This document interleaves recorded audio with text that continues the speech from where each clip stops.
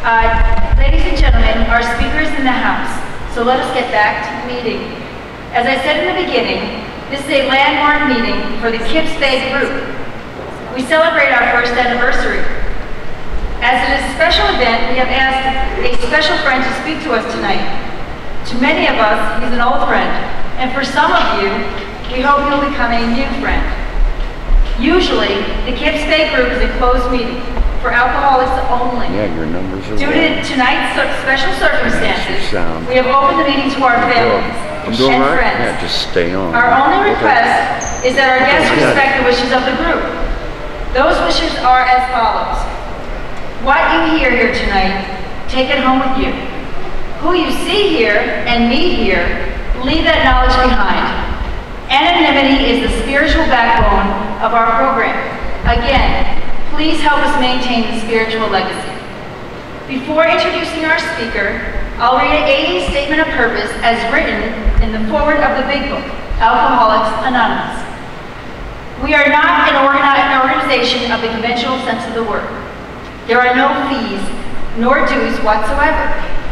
The only requirement for membership is an honest desire to stop drinking. We are not affiliated with any particular faith, sect, or denomination, nor do we oppose anyone. We simply wish to be helpful to those that are affected. Now, with that out of the way, let me introduce our speaker. He has been called the greatest social architect of our century. The 12-step program he developed, America's greatest invention. His extraordinary energy and action were a major contribution to the success of our fellowship. Without that contribution, we would more than likely not be here tonight. Lord knows where I'd be. It can be said of Bill that there were moments in his life, and he gave his life to those moments. Please join me in welcoming Bill W., co-founder of Alcoholics Anonymous, to share some of those moments with us tonight.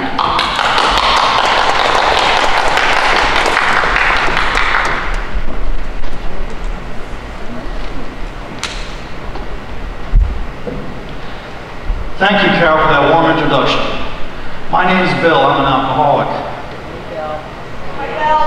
Just want to thank you for all coming tonight to the Kips Bay Group first anniversary. I apologize I'm a little late. Lois and I had to catch a train to get back to Akron. We tried to catch a flight, but during this Korean War mess, flights are hard to come by. So my entrance will probably be as early as my exit was late. I too apologize, but please do have us back again in the future. We would appreciate that. In case you haven't heard, our good friend Dr. Bob has passed. So on the way over, I jotted down a few notes to commemorate this momentous occasion. So with your permission. We meet tonight to celebrate this group's anniversary and the late Dr. Bob Smith. We thank God that he has freed many of us out of bondage. We are here to tell all of our friends of our deepest gratitude for all they have done to help us in this wholesale miracle of recovery, and to share with them and with each other the sure evidence of God's grace among us. Well, so much for speech making. It is customary in AA not to make speeches. We usually just talk about our own experience and those around us. My talk tonight will be no different. They call it the bedtime story. So, put you to sleep. Remember, I warned you. In September of '34, just 16 years ago, I was a patient at Charles B. Towns Hospital on Central Park West. Lois and I were at the long, hard road. Now, I had been to Charlie's place before. I knew the staff, the routine, good old Silky, Dr. Silkwood. He knew me. As a matter of fact, in an earlier time, he felt I was an exception to most of what he'd seen before. He thought I could recover, but I proved him wrong. On my second visit to try out, he made some reservations. With this, my third trip this year, he gave up. So as I lay there, upstairs in bed, this dear, kind man was discussing my future with my wife. His prognosis, death, madness, or immediate voluntary confinement to be kept away from alcohol for the rest of my life, no matter how short that life might be. Poor Lois. As gentle as that doctor could be, it wasn't gentle enough. But doctor, she said, Bill has such willpower. You never met such an obstinate man. When he puts his mind to something, he never lets go. He has tried everything. We have tried everything. Why, doctor? Why can't he stop? Then this dear kind man explained to her his theory, developed over the years after treating thousands of alcoholics, that my drinking, once a habit, had now become an obsession. A true insanity that condemned me to drink against my will, no matter how strong that will might be. And explaining further, he told her that my body had become allergic to the very substance it craves, and that it would soon kill me, would drive me mad. He was telling her that I was an alcoholic, and that my condition was hopeless. Well, he had told me the same thing just a few hours before. So as I lay there, I knew the score. I was 39 years old, and I was finished. Finished. But how had it happened? Well, maybe if I go back to the beginning, I can explain the end. You see, I was born in Vermont 5 years before the turn of the century, 1895. My birthplace could have served as an omen for my future. I was born behind the bar of my grandmother's hotel. An early childhood memory was on my 4th birthday. I remember gazing out the window toward a mountain, wondering, would I ever be able to climb that high? But at the same moment, my aunt distracted me with a plate of fudge, and with just one bite, I forgot all about that mountain and began my 35-year pursuit for the fudge of life. Well, at the age of 10, due to my parents' divorce, I was sent to live with my grandparents. A wonderful couple, good old-fashioned Yanks, a rare breed, rarely found today. I was a tall, gawky kid. I was easily pushed around. The breakup of my family, divorce was extremely rare in those days, added to my lack of self-confidence, putting me into a depression that would last for over a year, one of many throughout my life. But with the help of my grandfather, I developed a fierce determination to win. And coming out of the blues, he gave me a book on Australia and mentioned that the Bushmen were the only ones capable of making and throwing a boomerang. Well, if that was the case, I decided right then and there that I could be the first American to do likewise. Now, most kids would live with an idea like this for a few days, a week at the most. But for me, it became a 6-month power drive. I whittled on every piece of wood I could find, including the headboard of my bed. But by God, I did it. I made a boomerang, threw it, and it came back. Never mind, nearly took off the back of my grandfather's head. That was incidental, because I had become the first Yankee boomeranger. But that obsession to be number one would follow me thereafter. I couldn't hold a tune, so I became a fiddle player. But I couldn't be just the player of the band, I had to be a leader of the band. I was tall and gawky, so I became a ball player. But I just couldn't be another player, I had to be captain of the team. I was shy, so I became popular, the class president. In everything I did, I had to be number one. Because for vague and unknown reasons, I felt unworthy.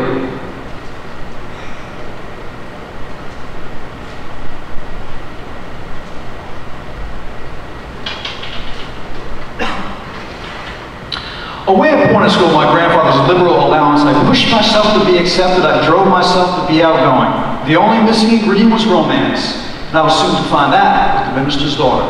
The prettiest girl in town, of course. My role was complete. But then one morning, that role came crashing down. At a school assembly, the headmaster told us of the sudden and tragic death of my sweetheart. I was never in control. I was never number one. I was devastated. I was lost. And I was only 17. About this time, I met Lois. Dear, precious Lois. Her family had been coming to Vermont from New York for the summers for years. Eventually we met, and with her loving concern, helped me recover from those dark days. And I subconsciously had found another mother to replace the one that I had lost at the age of 10. A job I'm sure she never bargained for. Well, with our entrance into World War I and my military college experience, I was commissioned 2nd Lieutenant, United States Army Artillery. Lois and I married. She came to me with my first posting in Bedford, Mass. Now, my marriage and Army commission opened up a whole new world for me, a world of wealth and class. My wife's father was a successful New York doctor, and his reputation alone opened the doors to some of the finest homes in New England. It's at one of those homes that I met a butler for the first time. It was enough to bring me down again to the point where I felt awkward, inferior, clumsy, unable to participate in any and all the small talk at those events. But then I found alcohol. Before then I held a fearful, almost awesome respect for all hard liquors. I think it was the reason for my parents' divorce. Now, while my father was a binge drinker, I don't believe he was one of us.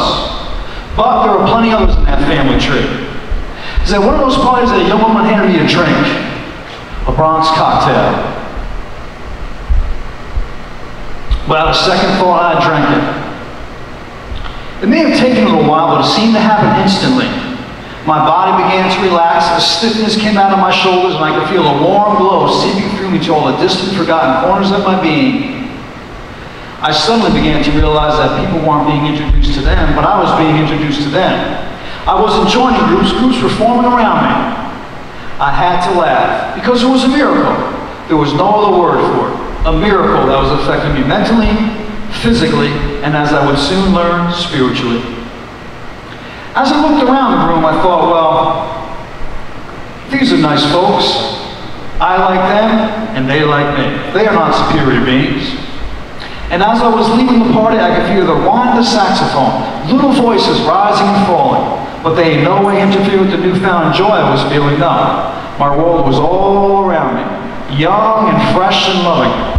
And as I made my way down the drive, I could feel myself moving easily, gracefully, as though I knew exactly how I felt. Because all my life I'd been living in chains, but now I was free.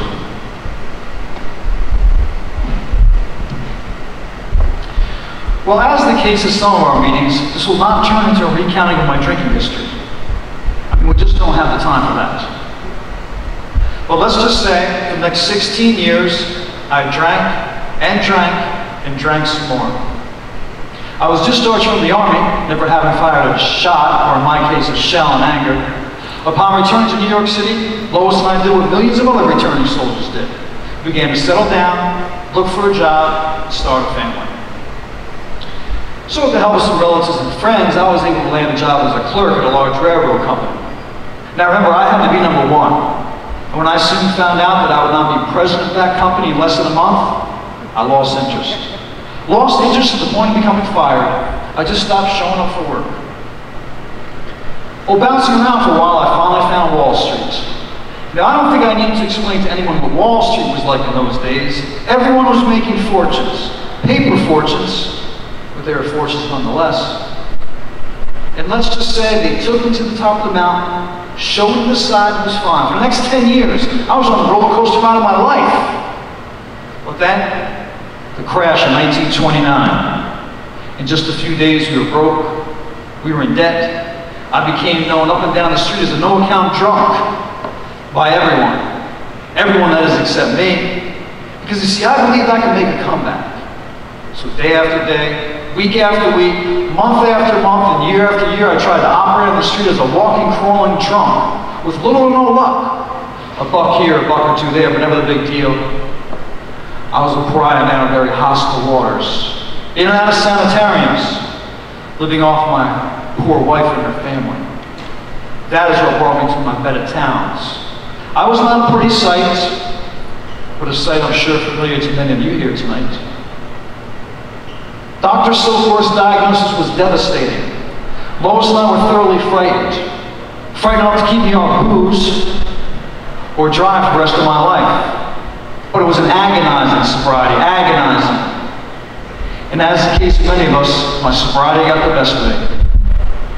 It was November 11, 1934. I was dry for a couple of months. Being that the weather was nice,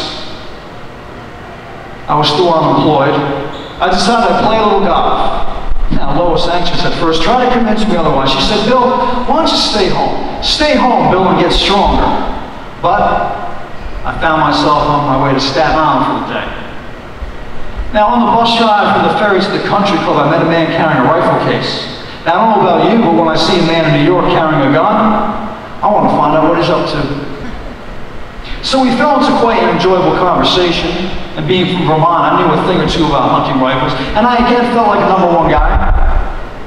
Everything was going along smoothly, and all of a sudden my bus was rear-ended by a taxi cab. So while we're waiting for a replacement bus, my friend notices a speakeasy nearby, and he suggests we go in to have a drink to kill the time. Well, he orders a highball, and I order a ginger ale. And for no particular reason, he asked me if I was on the wagon. So I told him my drinking story, blow by blow, dollar by dollar. Well, he was quite impressed with my drinking and subsequent recovery, and our replacement bus soon came, and we were on our way to the country club. And being that we had some time to kill before I teed off, I invited my newfound friend in for lunch, on my brother-in-law's tab, of course. I didn't pay for much in those days. Some things never change. So the dining room was closed in honor of the holiday. So he sets us up at the bar, gives us a couple of sandwiches, and again, here my newfound friend marvels that here I am in the sea of alcohol and I don't even think of taking a drink. Well, I began to think that this was the smartest man I ever met. Well, as lunch was coming to a close, the bartender set 2 drinks on the bar and announced that they were on the house in honor of the holiday. Well, to the sheer horror of my guests, I drank mine down. Now this man had the dumbest expression I'd ever seen. All he could do was stare at me and say, with your drinking history, how could you drink that? You must be crazy. I said, you're right. I am insane. Well, Lois was to find me later that night, passed out in the areaway of my home, my head cut and bleeding from a fall, still clutching my bag of unused golf clubs. Because, see, I didn't play any golf that day. I got drunk. I now knew I could no longer control my drinking. And if I was to drink, I'd have to do it in the safety of my own home. So that's exactly what I did. I sat at my kitchen table, drinking gin, reviewing my fate, cursing life, and writing patrolman bombastic notes to Franklin Delano Roosevelt telling him he was the wrong Roosevelt in the White House and what a terrible job he was doing. Notes unanswered. So far. Well, Lois never mailed them. But there I sat, waiting for Silky's diagnosis to come true. Death, madness, what have you. Or until I can get up the Dutch courage to do it myself.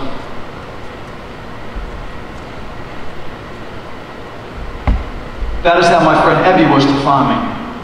Now, Ebby was an old boarding school chum who later became a drinking pal. Long ago I had him pegged as hopeless. Because you see, up near Albany where he lived, in a drunken stupor, he drove his car into someone's living room, and upon exiting the wreck, asked the startled owner for a cup of coffee. Well, they got the cops instead. And I meant to ask Ebby, how did you get out of that scrape? Just for future reference, of course.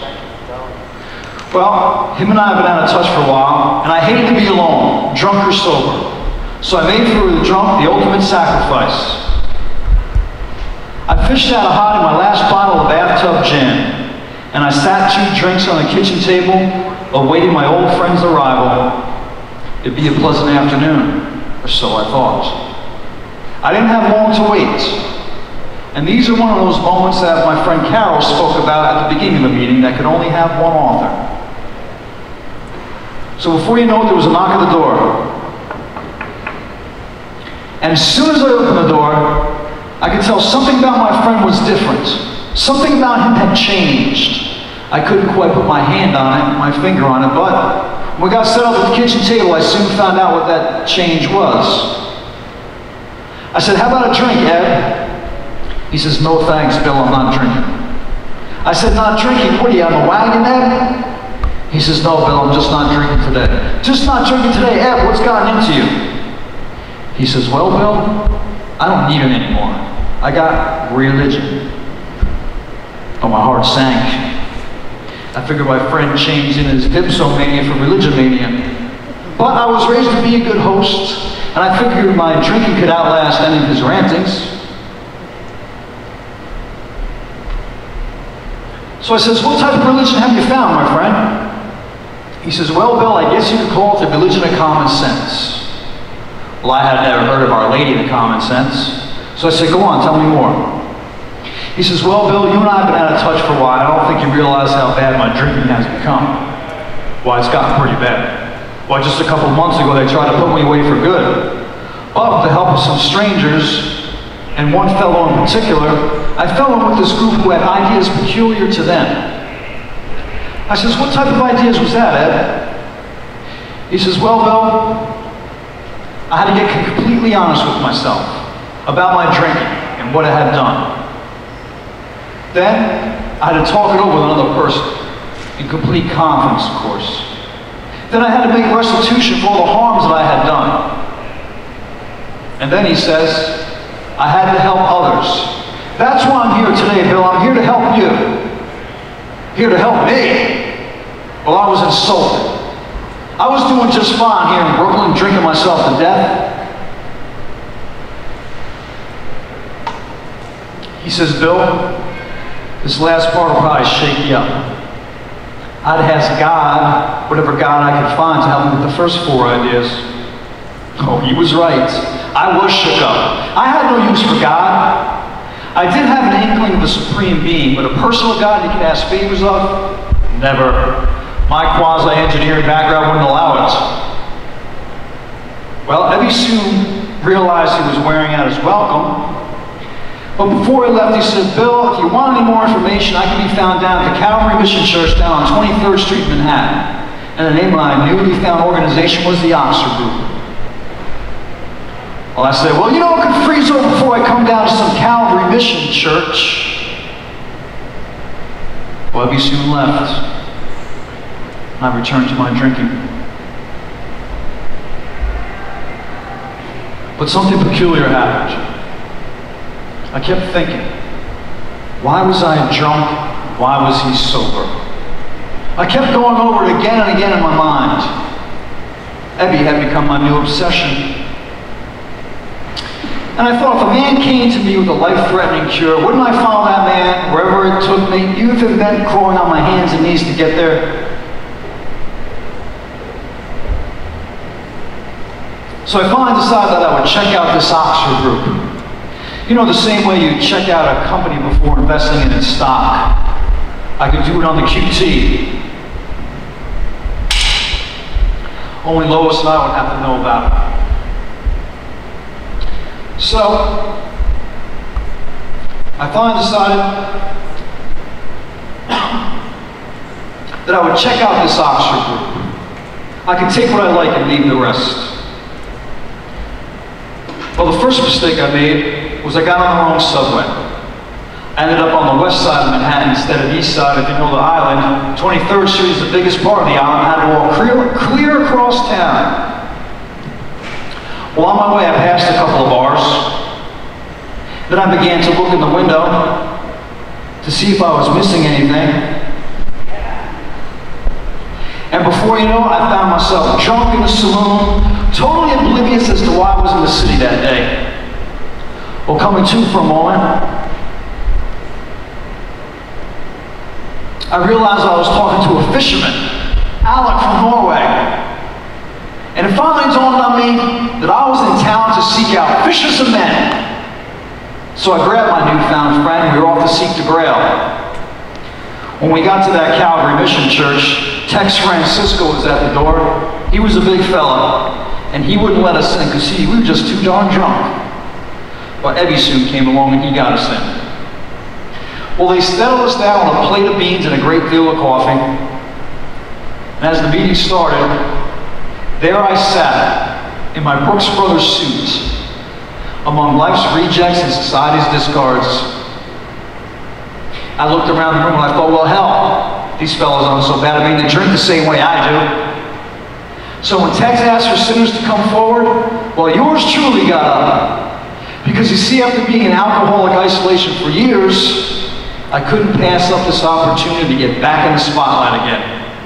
So I hallelujah and witnessed with the best of them. I was jumping for Jesus. I was probably in a blackout. I don't remember exactly what happened, but that's what I was told. But I couldn't stand the idea of some drunk coming up to me the next day and say, hey, Bill, you sounded good at the Calvary Mission Church last night.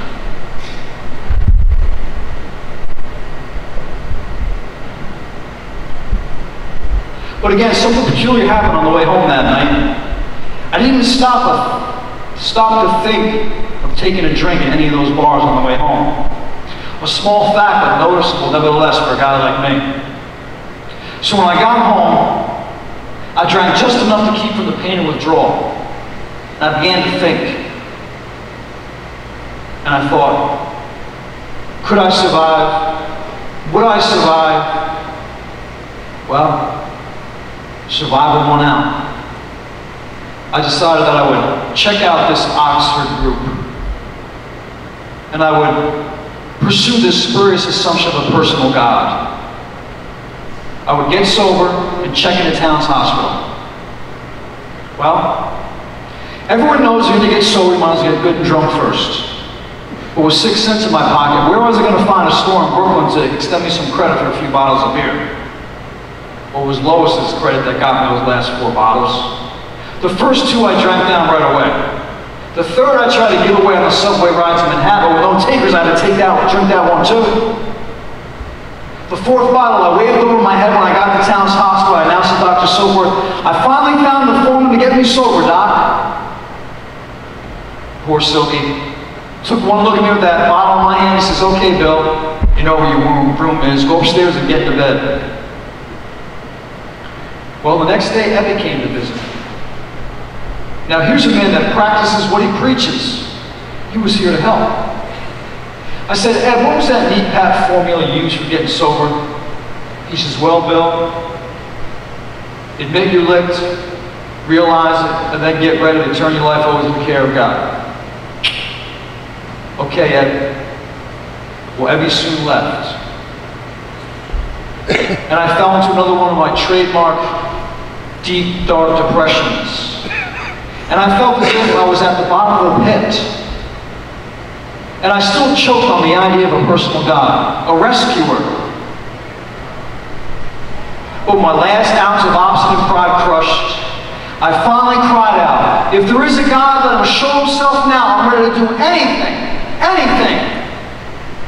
And at that moment, it seemed to me as if the room lit up with a great white light. And in my mind's eye, I felt as if I was on the top of the mountain, with wind, not of air, but of the Spirit blowing through me. And I thought to myself, this must be the God the preachers talk about. Well, coming to for a moment, I realized I wasn't alone in that room anymore. A great sense of peace and joy had overcome me. But I had to ask someone, was it real? Am I sane? So I asked Dr. Soforth. He said, well, my boy, I am but a simple man of science. I know little of these religious conversions or spiritual awakenings that you speak about. But it sounds to me that is what has happened to you. And he said, you better hold on to it, because it's all you got. Well, the next day, more light dawned. Ebby came to visit, and he brought with him a copy of the book, The Variety of Religious Experiences by William James. I devoured that book. You see, James believed that a religious experience could come in many forms, sort of like gifts from the blue, objective reality. Some flowed out of religious channels, others did not. But all had the common denominator of calamity, hopelessness, and deflation at death. Yes, deflation at death. That is what had happened to me. And that is what happened to our good friend Roland, who was a patient of Carl Jung. The good doctor told him he could no longer help him because of his drinking and he needed a spiritual experience. So he found his way to the Oxford group.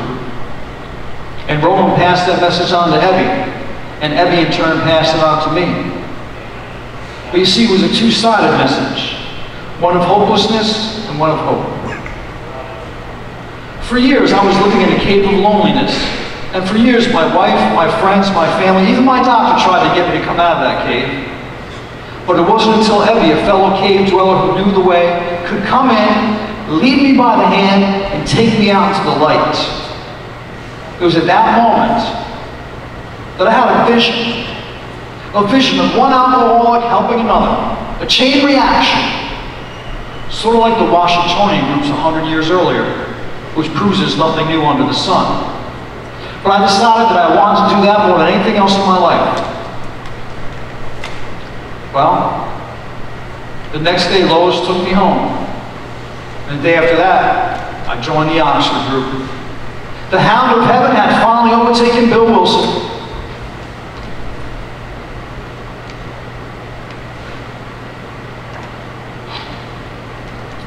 Now, the Oxford Group is a non-denominational, theologically conservative, evangelically styled attempt to recapture the Christianity they thought that was around immediately after the death of Christ. It was started by a Lutheran minister, Dr. Frank Buckman, in 1908 in Allentown, Pennsylvania. It didn't catch on in the States right away. It wasn't until he took his movement over to Oxford, England. It was there at Cambridge University that our friend Roland got a hold of those principles and was able to arrest his drinking. You see, they got their name from lazy railroad porters who wrote on the baggage claim ticket, the Oxford Group, rather than their formal name, the First Century Christian Fellowship. Now, I was not a fan of organized religion. I had many a fight over organized religion and blood was spilled. My blood, but that's another story for another day. But I was attracted by the style and the tone of the Oxford Group. There was joy in the fellowship. You could tell non-verbally how committed they were to helping one another, to simply finding a Christian way of life, and their insistence of their members not to leave their respective churches. They used this Christianity through the 5 C's of conviction, conversion, continuance, all wrapped up in the 4 absolutes of absolute honesty, absolute purity, absolute unselfishness, and absolute love. A tough course for anyone. Never mind a washed up drunk like me. But I was able to put those principles to work on my drinking, and it did the trick for me. You see, I was initially attracted to the drugs that we found at the Oxford Group in the early days. And they tried to help them with little or no luck. And they figured I'd come around to their way of thinking. They figured I would become maximum sooner or later. We used to have meetings. We used to call them house parties or drawing room conversations. Just a bunch of fancy dans sitting around talking to one another. And we would confess our sins to one another, thereby helping ourselves at the same time helping someone else in our commitment to carry that message to others. We called that soul surgery. And I'll never forget, afterwards we would go out to Stewart's Cafeteria on the east side of Manhattan and sip coffee late into the night. I'll never forget the joy and the fellowship we found in those early days. After a while, we started to have some of the fellows over to our house in Brooklyn. And before you know, we had a regular flow in and out of the house. Lois really appreciated that, let me tell you. But even in that relaxed atmosphere, nobody was staying sober for any length of time. We also learned that as a group, we didn't take to strong direction like an absolute. But it wasn't for lack of trying, because I was down at that Calvary Mission Church every chance I could, talking to every drunk I could, telling her about my white light experience. How if you wanted what I had, you better have happen to you what happened to me. And if they stood me long enough after my sermon, and no dough was coming, they simply made a funny face, twirled their fingers around their forehead, and off they went and left me holding the bag. Well, after a while, I finally said to Dr. Silkworth, how is it that Evie can lay it on me and I buy it, when I try to lay it on someone else, it doesn't work? Well, Dr. Silkworth's answer was immediate. You see, he saw me operate at Towns Hospital. He allowed me to talk to some of his patients, at a great risk to him, I might add, because his boss thought I was a crackpot. I don't know where he got that idea from. But he says, Bill, when you're talking to another drunk, talk drunk to another drunk. Tell them that they have a disease of alcoholism, that their body is allergic to the very substance it craves, and the only thing left is madness or death. Once they understand that, then you can tell them about the hope you found in spirituality and recovery. Well, he was right. It did the trick. Nothing too spectacular, but at least they weren't running away from me anymore.